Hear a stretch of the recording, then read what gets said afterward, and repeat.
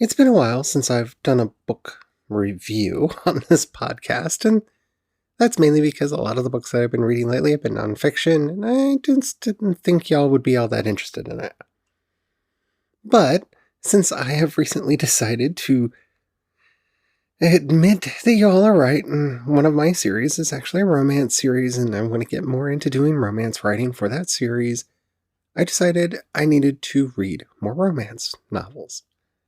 And so I signed up for the free 2 months of Audible Escape. This is not sponsored by them, at least not at time of recording. And the first book that caught my fancy was How to Date Your Dragon by Molly Harper. And so I have read it, I have finished it, and I have a lot of thoughts about it.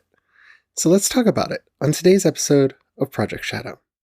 Can you hear me? I have something to say.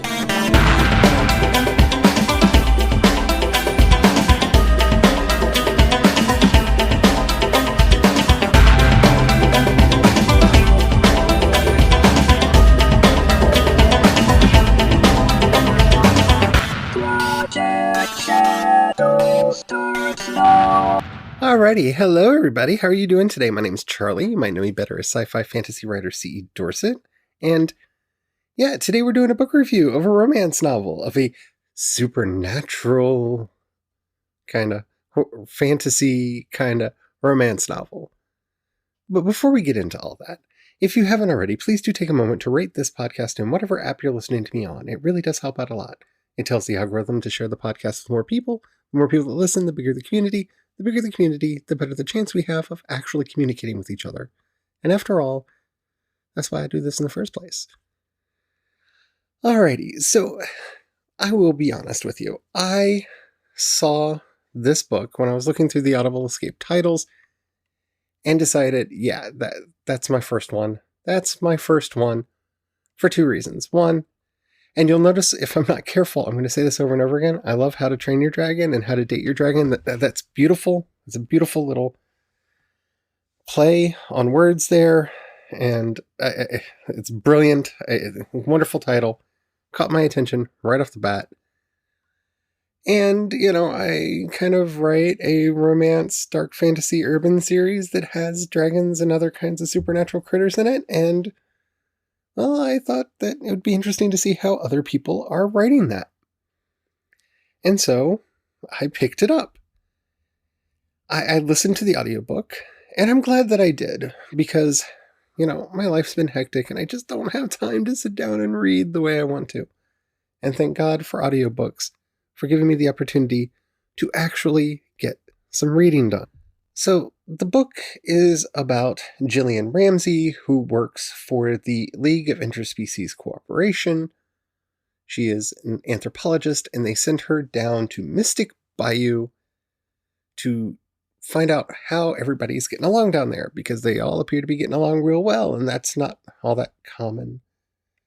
And along the way, she meets an assorted cast of characters, including Bale Boone, and I will talk about him more later. I liked him a lot. And let's just say hijinks ensues. Now, I have two things about this book. Two things that really stood out to me. Number one, I have to say this right off the bat. I really enjoyed this book. From start to finish, from beginning to end, I really did like this book. And that has a lot to do with the characters.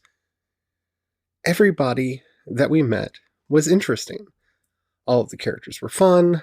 The story was interesting.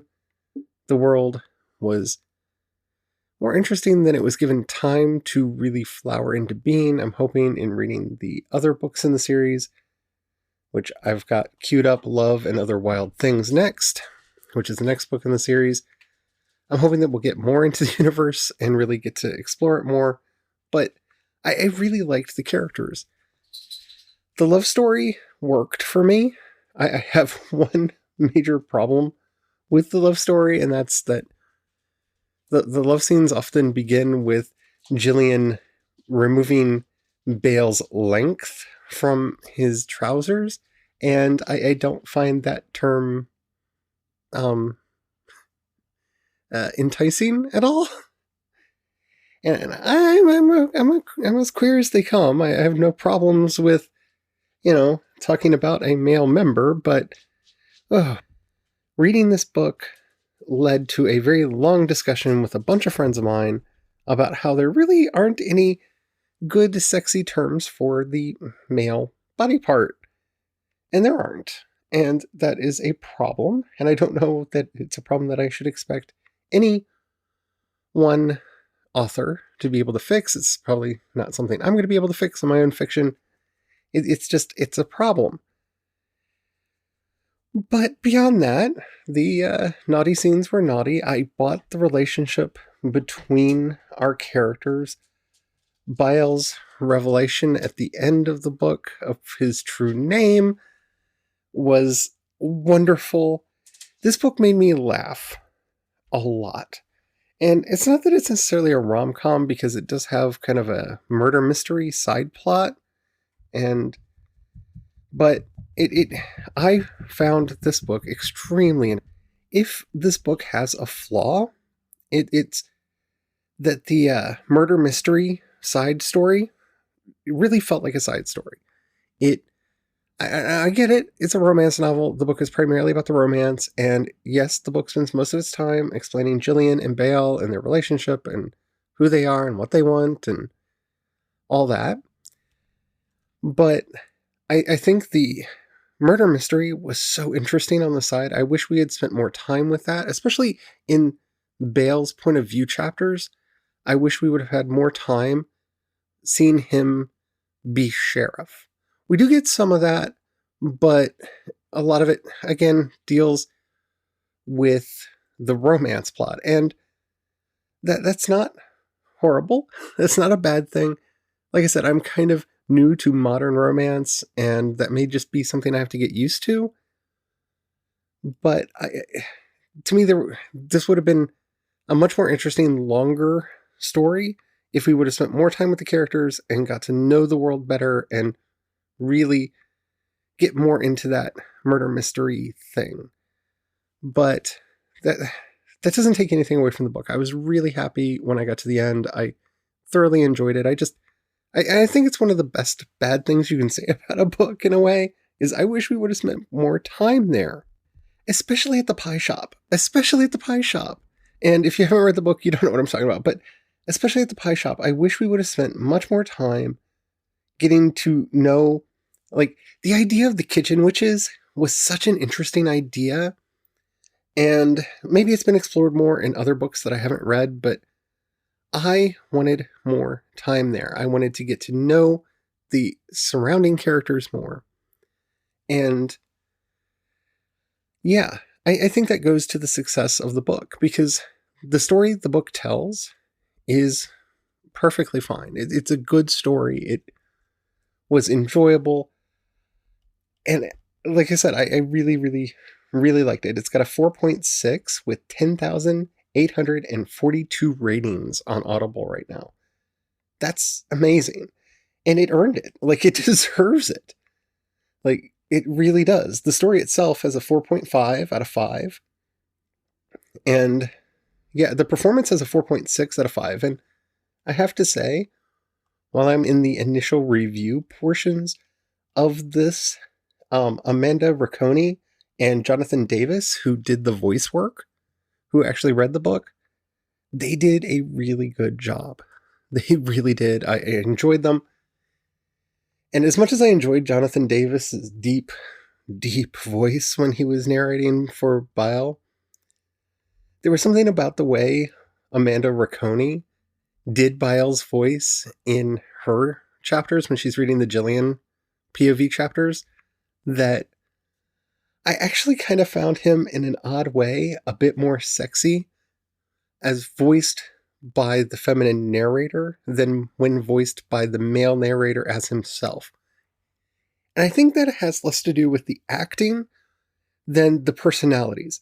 Baal is an interesting person, but his inner life is not as rich as it could be. It's not nearly as rich as Jillian's. And I think having her narration about him surrounded by his voice made me gravitate more to it. All in all, I really did enjoy this book. And if you're looking for a romance book, it does have sex in it. I feel like I have to say that because not every romance book that I read does have sex in it, but it does have sex in it. It's not gratuitous, which is good, but it's entertaining and doesn't overstay its welcome. And that might sound like a weird thing to say, but to me, the worst thing in a book is when they overplay the sex in it and you just stay there longer than you really want to, and it starts getting uncomfortable, like you're watching something that you really shouldn't be there for. I don't know. Maybe that's just me. I get weird. But yeah, good book. Like the characters, can't wait to read the next one. So I do have a few spoiler things in the book that I want to talk about. So if you haven't read How to Date Your Dragon by Molly Harper, and you don't want any spoilers, though I really don't feel like there's much I can do to spoil this book, because even the big surprises at the end, I felt that they were natural and they just worked. So take that for what it's worth, but I am going to be discussing spoilers from this book. So if you don't want to know anything about it, check out now, go read it. It's not that long. It's 6 hours and 24 minutes on Audible. And then come back and we'll talk. All right? Spoilers are incoming in 5, 4, 3, 2, 1. You have been warned. I really like Jillian. My one issue with her character, if there is one, is while she was outspoken and she was strong, I don't know. I wanted her to be a little bit stronger. I love the story about how she ended up stumbling upon a Kappa and how that got her involved with the League for Interspecies Cooperation. I found the backstory for the League interesting. The mission for the League was interesting. The one member of the League, like founding member of the League that we met, she was really interesting because I love Mia Kitsune. Love Mia Kitsune. If you want to know how much I love Mia Kitsune, read my book, Shine Like Thunder. Love Mia Kitsune.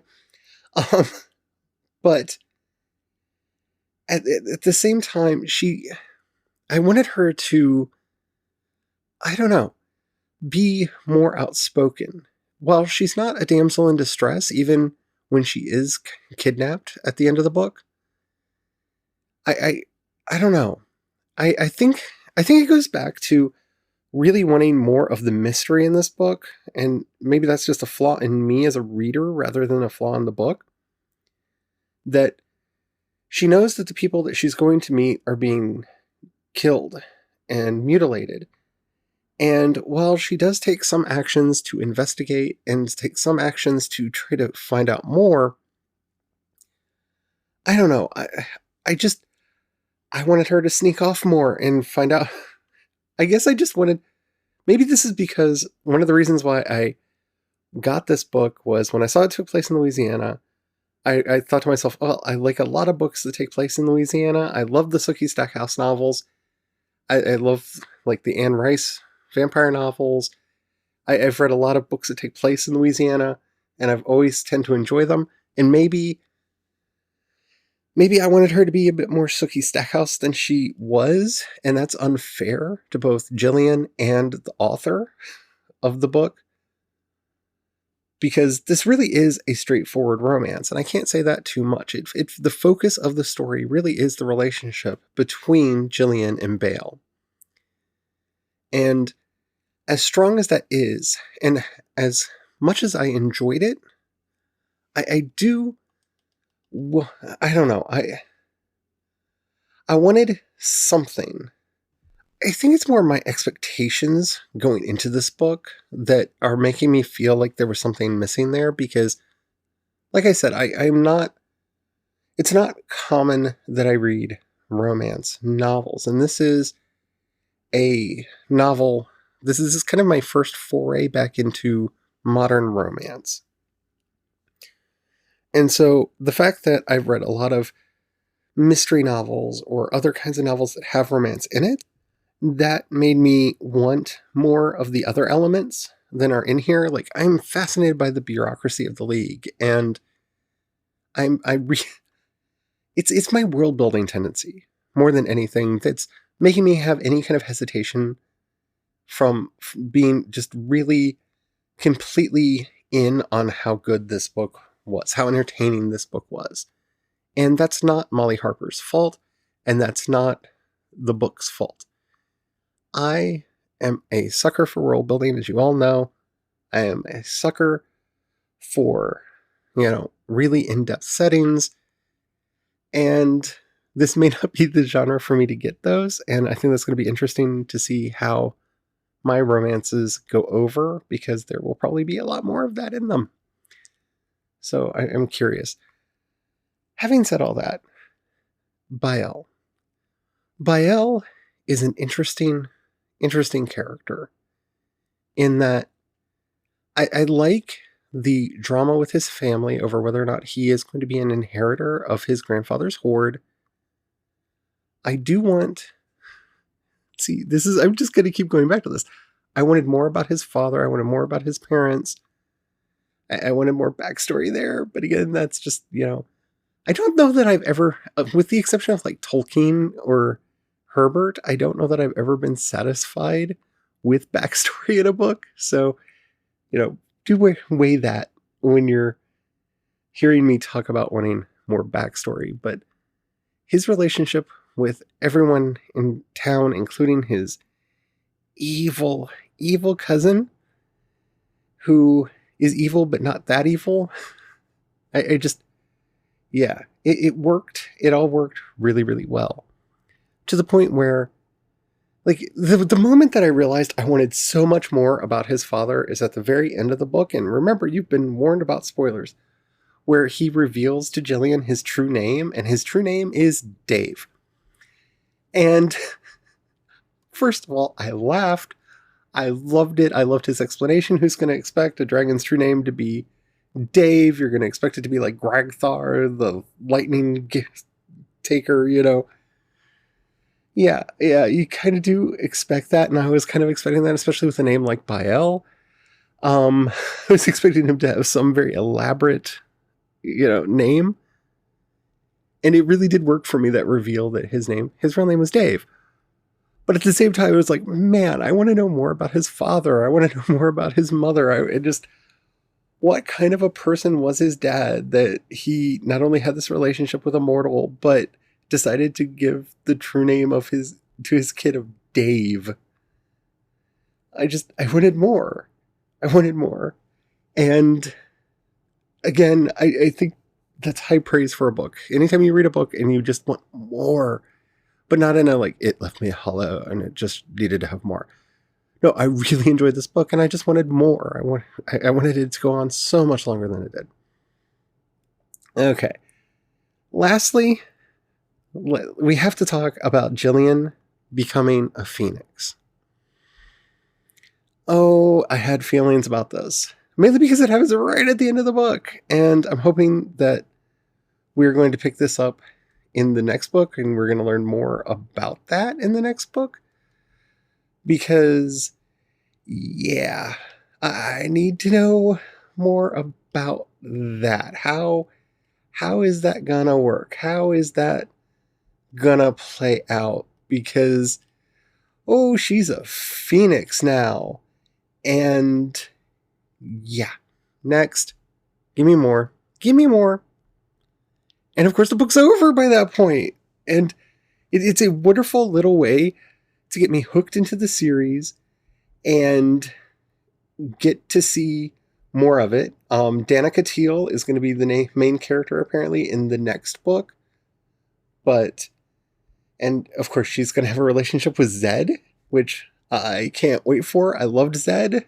I love Zed. Danny was interesting in the first book, being Gillian's friend and all. But I just want more. I want to explore this world in so much detail. If you haven't read these books and you're looking for something a little bit lighter, And I don't mean that as an insult. Please don't take that as an insult. I've been reading a lot of like heavy, grimdark stories. It was so refreshing to have a book that just, hi, this is a book about how to date a dragon. And it's a book about how to date a dragon with this wonderful magical world that I just fell absolutely in love with characters I fell absolutely in love with. That is so refreshing and makes me so happy. You have no idea. And you will be hearing more about the next book in the series. So if you want to read along with me, I am about to start reading Love and Other Wild Things by Molly Harper.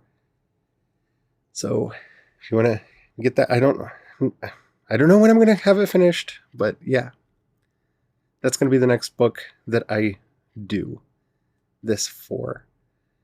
Anywho, thank you so much for listening. Check out this book if you're interested. It was a wild time. I had so much fun. If you have any questions, comments, or topics you'd like to hear discussed on the show, down in the show notes you'll find a link to my voice message system. Keep it short, keep it clean so I can use it on the show. I would love to hear from you. If you've got $1 you can pass my way, it really does help out a lot. In the show notes, you'll find a link to both listener support and my Patreon. Your support helps me keep the lights on, and thank you all so much for doing that. If you don't have any money right now, or you don't feel like giving, that's perfectly alright, but if you know anybody who would like anything that I do, please share it with them. That helps out immensely as well. If you'd like to hit me up on social media, I am C. Dorsett on both Twitter and Instagram, and you can find links to everything that I do over at projectshadow.com. Alrighty. I feel so weird. I have not talked about a romance book in so long. I'm like all red. I hope you enjoyed this. I'm going to get better. Until next time, don't forget to have the fun. Bye.